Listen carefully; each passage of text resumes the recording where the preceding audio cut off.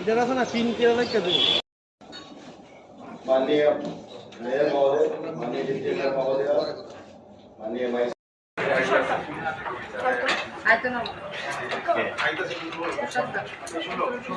Bank के लोग यहाँ पे आए हुए हैं। इसमें हमें आप लोगों से टारगेट भी चाहिए होगा। ये 26 जनवरी इसमें हेल्थ डिपार्टमेंट आप लोग देख रहे हैं। इसमें आप लोग का जो भी टारगेट होगा, आप लोग कुछ नए related to banks, startup India, stand up India এখানে আমার মনে হয় ইন্ডাস্ট্রি স্বাগত জানাই। আজকে যেটা মিটিং হচ্ছে, নেক্সট স্লাইড দেখাও, এজেন্ডা দেখাও, ওটা লিস্ট এখানে আমরা দেখাবো।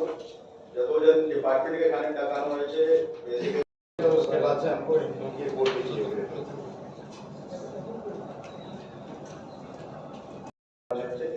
এখানে একটা और माननीय मुख्यमंत्री लॉन्च করেছেন प्रति घरे सुशासन।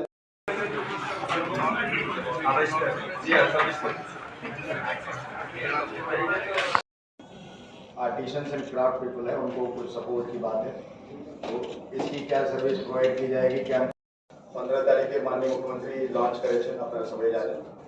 এবং 15 তারিখে ইন্টারন্যাশনাল স্কুল এটা কত নম্বর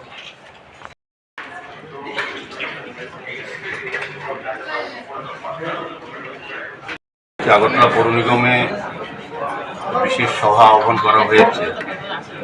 মূলত বিকশিত ভারত সংকল্প যোজনা ও প্রতি ঘরে সুশাসন 2.0 এই কর্মসূচি সামনে রেখে বিভিন্ন কর্মসূচিকে বাস্তবায়িত করার জন্য আমাদের ভারত সরকারের যে চিন্তা ভাবনা এবং যে নির্দেশনা, তাকে মান্যতা দিয়ে আমরা আজকে সভায় আলোচনা অংশগ্রহণ করব।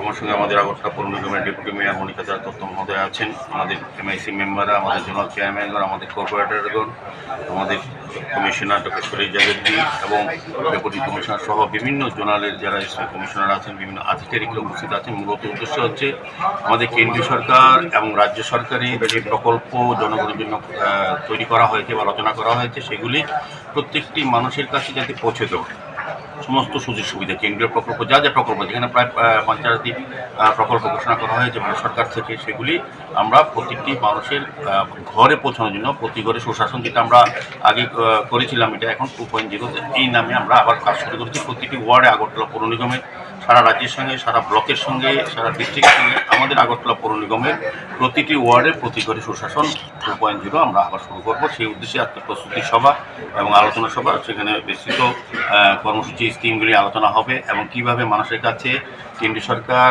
জনকল্যাণে যে কর্মসূচি গ্রহণ করা হয়েছে আমাদের প্রধানমন্ত্রী যশস্বী প্রধানমন্ত্রী নেতৃত্ব সরকার, সেগুলি পৌঁছে দেওয়ার জন্য কিন্তু আমাদের এই পরিকল্পনা এবং আজকের এই সভা।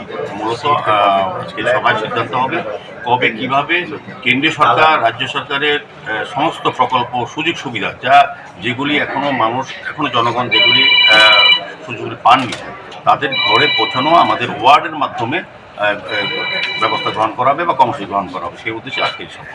যুব উৎসব নিয়ে কিছু আলোচনা হবে আজকে।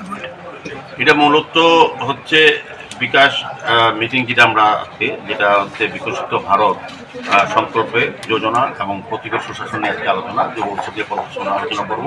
আমরা সবটাই কর্মসূচি সরকারের, ভারত সরকার, কেন্দ্রীয় সরকার, রাজ্য সরকারের সমস্ত পরিকল্পনা, কর্মসূচি এবং জনগণের জন্য জনকল্যাণমুখী যে কর্মসূচি, সেগুলি যাতে প্রত্যেকটি বাড়িতে পৌঁছে যায় আমাদের প্রশাসনের মাধ্যমে, আমাদের মাধ্যমে, সেই উদ্দেশ্যে আজকে এই সভা।